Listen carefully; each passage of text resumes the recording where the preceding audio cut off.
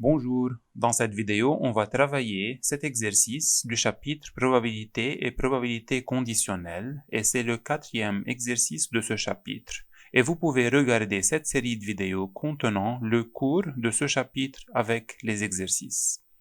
On a dans cet exercice un dé parfait dont les faces sont numérotées de 1 à 6 et une urne contenant 2 boules portant des nombres strictement positifs et 3 boules portant des nombres strictement négatifs. Donc au total, on a 5 boules dans cette urne. Et voici l'expérience aléatoire. Le dé est lancé. Si le nombre apparu sur le dé est 1 ou 2, on tire simultanément et au hasard 2 boules de l'urne U. Et si le nombre apparu sur le dé est 3, 4, 5 ou 6, on tire simultanément et au hasard 3 boules de l'urne U. Alors tout dépend du nombre apparu sur le dé aux premières étapes de l'expérience aléatoire. Et après, selon le résultat de la première étape, on effectue la deuxième étape qui est le tirage de 2 boules ou bien de 3 boules de cette urne U. On considère les événements suivants. Le nombre apparu sur le dé est 1 ou 2 est l'événement A. Et bien sûr, A bar est l'événement contraire, c'est-à-dire le nombre apparu sur le dé est 3, 4, 5 ou 6.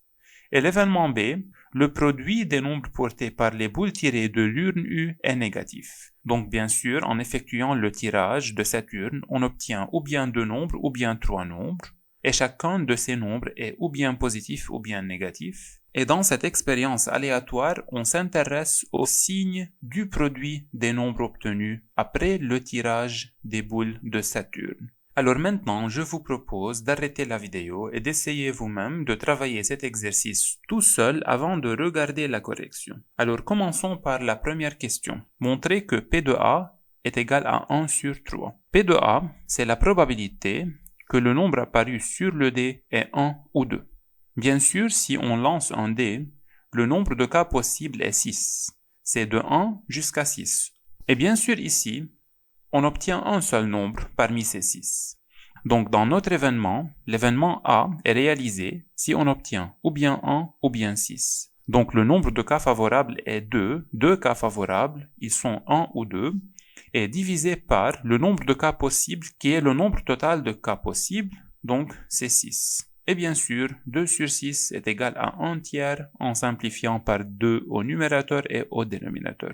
Alors cette question est terminée et arrivons à la deuxième question.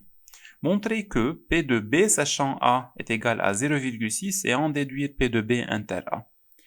P de B sachant A, ça veut dire quoi? Tout d'abord, sachant A, c'est-à-dire sachant que le nombre apparu sur le dé est 1 ou 2. Et ça nous donne qu'on tire de l'urne 2 boules simultanément et au hasard. Donc de cette urne qui contient 2 nombres positifs et 3 nombres négatifs, on doit tirer 2 simultanément. Donc le total est 5 et on doit tirer 2 parmi 5 simultanément. Comme ça, on peut comprendre le sachant A. Et maintenant, et dans ce cas, en tirant 2 boules simultanément de cette urne, quelle est la probabilité de l'événement B? C'est-à-dire quelle est la probabilité que le produit des nombres portés par les boules tirées est négatif. Bien sûr, en tirant 2 nombres, le produit de 2 nombres est négatif si et seulement si ils sont de signes différents. Donc dans notre cas, il faut tirer 2 nombres tels que l'un est positif et l'autre est négatif. Donc il faut tirer un positif et un négatif de cette urne. Et comme ça, on obtient un produit négatif. Donc, regardons, c'est probabilité de tirer un positif et un négatif. Et alors, c'est égal à le nombre de cas possibles, en général, c'est C2 parmi 5, car dans ce cas, on tire 2 parmi 5. Le nombre de cas favorables, un nombre positif, un nombre parmi ces 2. Donc, on a C1, 2, fois, et un nombre négatif, donc on doit tirer un nombre parmi ces 3, donc fois C1, 3. Et bien sûr, c'est égal à 2 fois 3, donc 6, divisé par C2, 5, qui est égal à 10. Et c'est égal à 0,6, ce qu'il fallait démontrer. Et maintenant, arrivons à la probabilité de l'événement B inter A.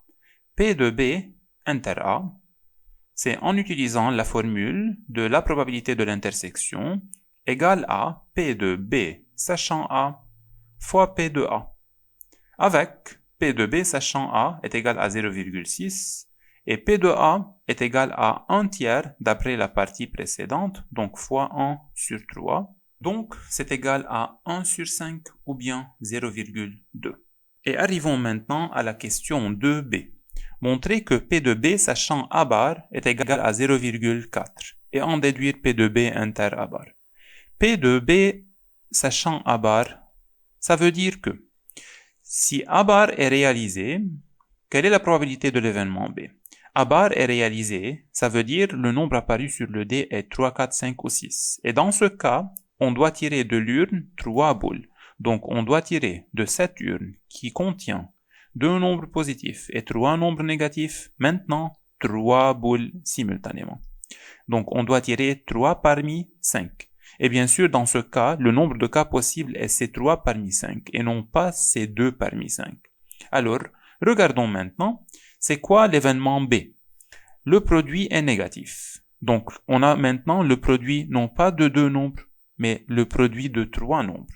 Quand est-ce que le produit de 3 nombres est négatif? Il faut un peu réfléchir. Un produit de 3 nombres est négatif si, par exemple, on obtient 2 nombres positifs, donc le produit de ces 2 nombres est positif, et un nombre négatif, et dans ce cas, on obtient un produit négatif, plus fois moins, c'est moins bien sûr, ou bien, donc plus, on a un autre cas, si on obtient par exemple 3 nombres négatifs, moins fois moins c'est plus, et plus fois moins c'est moins. Donc, on peut obtenir aussi un produit négatif de 3 nombres si ces 3 nombres sont négatifs. Donc, ce sont les 2 cas et les seuls cas là où le produit de 3 nombres est négatif. Et il faut calculer la probabilité de chaque cas. Tout d'abord, le nombre de cas possibles est toujours ces 3 parmi 5. Car dans ce cas, sachant A bar, on tire 3 simultanément parmi 5. Donc, c'est 3, 5. Plus, aussi ici, c'est ces 3 parmi 5. Maintenant, le nombre de cas favorables selon chaque cas. Au premier cas, on veut 2 nombres positifs et 1 négatif. C'est-à-dire, il faut tirer 2 parmi ces 2 positifs, donc c'est 2, 2, et donc fois un nombre négatif, donc il faut tirer 1 parmi ces 3 nombres négatifs, donc c'est 1, 3. Et au deuxième cas, il faut tirer 3 nombres négatifs, donc il faut tirer 3 parmi ces 3 nombres négatifs, donc c'est 3 parmi 3. Bien sûr, on utilise la formule de la combinaison car on tire simultanément. Donc, il faut effectuer le calcul. C2, 2, c'est égal à 1, fois C1, 3, c'est égal à 3, divisé par C3, 5, c'est égal à 10. Plus, ici, on a C3, 3, c'est 1, sur C3, 5, qui est égal à 10. Donc, c'est égal à 3 plus 1, 4, 4 sur 10, car le dénominateur est commun, donc c'est égal à 0,4, et ce qu'il fallait démontrer. Et arrivons maintenant à la probabilité de l'événement B inter A bar. Bien sûr, il faut utiliser la formule P de B inter A bar, c'est P de B sachant A bar fois P de A bar. On a P de B sachant A bar, c'est 0,4, c'est déjà calculé ici, c'est 0,4. Fois P de A bar, on a P de A. Donc P de A bar est égal à 1 moins P de A, donc c'est égal à 2 sur 3. Et on peut aussi calculer la probabilité de l'événement A bar directement, c'est-à-dire nombre de cas favorables, c'est 4 sur le nombre de cas possibles, 6. Et 4 sur 6, bien sûr, c'est égal à 2 sur 3. Donc revenons à notre probabilité P de B inter A bar qui est égale à 4 sur 15. Et arrivons maintenant à la question suivante qui est la question 2C. Calculer P de B. P de B, en utilisant la formule des probabilités totales, est égal à P de B inter A plus P de B inter A bar. Et regardons ici, pour que le produit des nombres portés par les boules est négatif, il faut dire que on peut obtenir un produit de nombres négatifs en tirant 2 nombres, et c'est l'événement P de B inter A, ou bien, c'est-à-dire plus, obtenir le produit des nombres portés négatifs, mais en tirant 3 boules. Et c'est l'événement P de B inter A bar. Et ce sont seulement les deux cas pour obtenir un produit négatif. Donc, c'est P de B inter A plus P de B inter A bar, et on a déjà calculé ces deux probabilités. La première, P de B inter A, c'est égal à 1 sur 5. Et la deuxième, P de B inter A bar, c'est égal à 4 sur 15. Et effectuons maintenant le calcul en faisant un dénominateur commun ici, multiplions par 3 au numérateur et au dénominateur. On obtient 3 plus 4, donc 7 sur 15. Alors, c'est la probabilité de l'événement B, qui est la probabilité que le produit des nombres portés par les boules tirées de l'urne U est négatif. Et arrivons maintenant à la dernière question, qui est la question 3.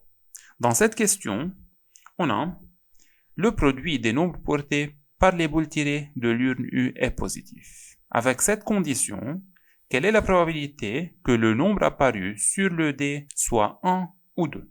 Donc ici, dans cette partie, c'est la probabilité de l'événement A, mais sachant quoi? Sachant que le produit est positif, c'est-à-dire sachant que l'événement B bar est réalisé, non pas B. Donc, c'est P de A sachant B bar. Bien sûr, pour calculer cette probabilité, on ne peut pas la calculer directement, mais il faut utiliser la formule, car c'est un événement de la première étape sachant un événement de la deuxième étape. Donc, on ne peut pas la calculer directement. Donc, maintenant, en utilisant la formule, c'est égal à P de A inter B bar divisé par P de B bar. C'est la formule. Dans cette formule, on a deux événements, ou bien on a deux probabilités, la probabilité de A inter B bar et la probabilité de B bar. La probabilité de B bar est facile, car on a la probabilité de B, donc on fait 1 moins P de B. Donc écrivons ça avec P de B bar est égal à 1 moins P de B. Donc c'est égal à 1 moins 7 sur 15 et c'est égal à 8 sur 15. Et pour calculer P de A inter B bar, on a deux méthodes. La méthode la plus facile est d'écrire une formule des probabilités totales. Et cette formule contient P de A. Donc P de A est égal à P de A inter B plus P de A inter B bar. C'est la formule des probabilités totales et vous pouvez regarder cette vidéo contenant le cours de ce chapitre qui contient les détails de cette formule. Donc, P de A est égal à P de A inter B plus P de A inter B bar. On veut la probabilité de A inter B bar, ça se trouve là, et dans cette formule, ou bien dans cette équation, ou bien égalité, la probabilité de l'événement A est connue, et c'est égal à 1 tiers, et la probabilité de A inter B, déjà calculée dans la partie de A. Donc, il suffit de remplacer P de A et P de A inter B par leur valeur et après effectuer le calcul pour trouver P de A inter B bar. Donc, on peut dire que P de A inter B bar est égal à P de A qui est égal à 1 tiers moins P de A inter B qui est égal à 1 sur 5. Et en effectuant un dénominateur commun, fois 5 fois 5 et ici fois 3 fois 3, on obtient 5 moins 3 sur 15, donc c'est égal à 2 sur 15. Alors remplaçons maintenant chacune de ces deux probabilités par leur valeur. Le numérateur est 2 sur 15 et au dénominateur on a 8 sur 15. En simplifiant par 15, on obtient 2 sur 8 ou bien 1 sur 4. Et alors, c'est la probabilité de l'événement A sachant B bar. Bien sûr, comme on a dit, on peut calculer la probabilité de A inter B bar d'une autre manière en utilisant la formule directe. Donc P de A inter B bar, c'est égal à P de B bar sachant A fois P de A. Mais bien sûr, puisqu'on a toutes ces probabilités, il est plus facile d'utiliser la formule des probabilités totales.